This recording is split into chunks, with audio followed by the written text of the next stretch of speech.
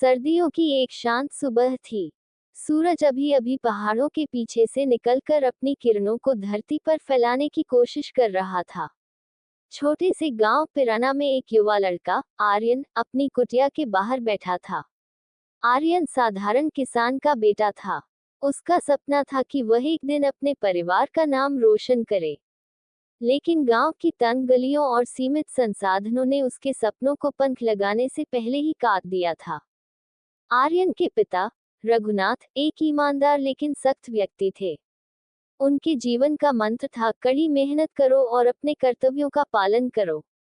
हालांकि रघुनाथ अक्सर आर्यन के सपनों को अव्यावहारिक कहकर नजरअंदाज कर देते थे। आर्यन के मन में हमेशा एक प्रश्न गूंजता रहता, क्या मैं सच में अपने सपनों को हासिल कर सकता हूँ? आर्यन का सपना था कि वह पढ़ लिखकर एक ऐसा इंसान बने जिसे दुनिया सलाम करे। लेकिन गांव में अच्छी शिक्षा की कमी और आर्थिक तंगी उसकी राह का सबसे बड़ा रोड़ा थी।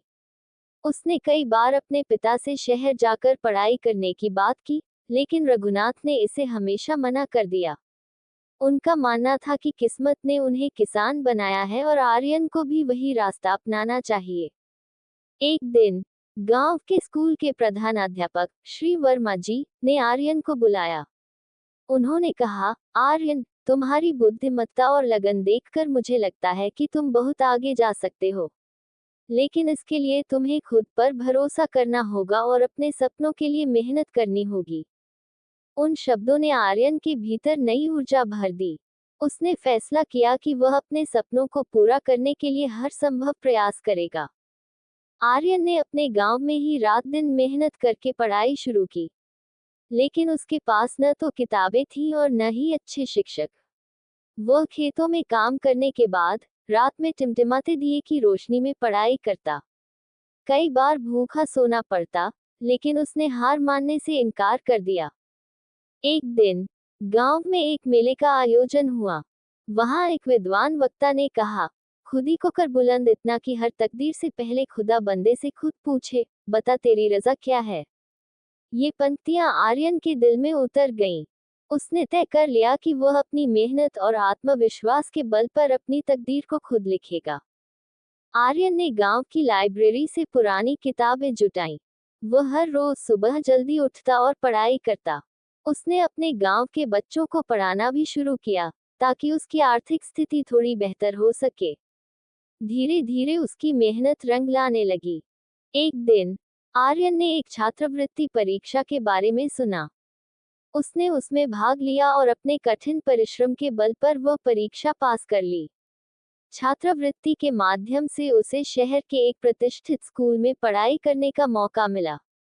शहर में आकर आर्यन ने देखा कि वहां की जिंदगी गांव से कितनी अलग थी।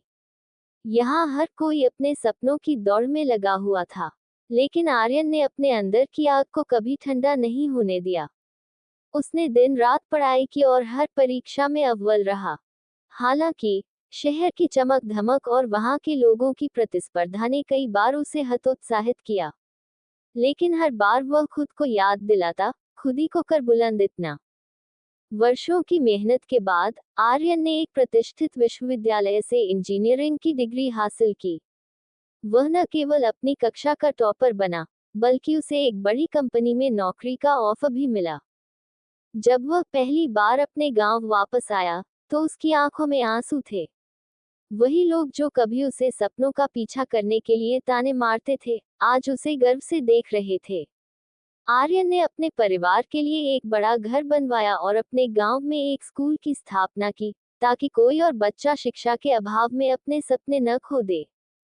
आर्यन की कहानी हमें सिखाती है कि जीवन में कठिनाइयां हर किसी के रास्ते में आती हैं, लेकिन जो इंसान अपनी खुदी को मजबूत करता है, वह अपनी तकदीर बदल सकता है। आत्मविश्वास और मेहनत से कोई भी लक्ष्य असंभव नहीं है। इस कहानी का सार यह है कि हमें कभी भी परिस्थितियों से हार नहीं माननी चाहिए। चाहे परिस्थितियां कितनी भी कठिन क्यों न हो, अगर हमारा इरादा मजबूत है और हम अपने सपनों के लिए मेहनत करने को तैयार हैं, तो कोई भी बाधा हमें रोक नहीं सकती। खुदी को कर बुलंद इतना सिर्फ एक पंक्ति नहीं, बल्कि जीवन जीने का मंत्र है।